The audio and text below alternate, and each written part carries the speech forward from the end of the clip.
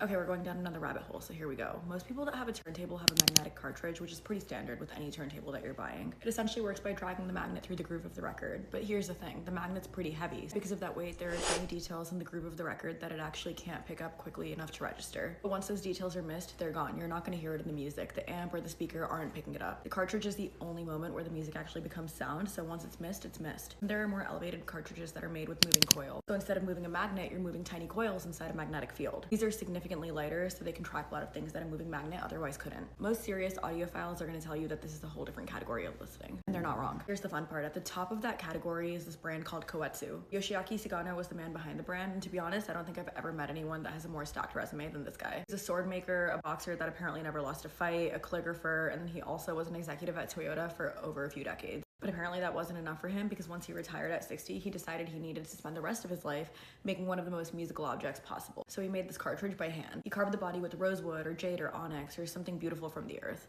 But then he took it a step further by using the same technique that Japanese temples have been using for thousands of years and finished it with urushi lacquer. Each cartridge is wound by coil that is so thin it barely exists. He chose his materials so specifically, the stone and the lacquer both change how the cartridge resonates. Naturally, that changes what you hear. Of course, this type of craftsmanship is going to come with a hefty price. I think the cartridges start at like $4,000. The stone body ones go up to $10,000 plus. These are some of the most expensive cartridges in the world, but honestly, it might be worth it because it seems like it's a dying craft. Yoshiaki passed away in 2002, but his son carried on his legacy until 2023 when he passed away, and then the brand went quiet. Luckily, a guy from California tracked down the original craftsmen and offered them a way that they could restart the company using the same craftsmanship that they did when the original founders were running. They said yes, so we have the same hand, the same tools. Essentially, I started down this rabbit hole thinking a needle is a needle, but apparently it's not, and now I'm genuinely questioning how much the quality of music is worth to me, because apparently the answer can be tens of thousands of dollars or a man's whole life.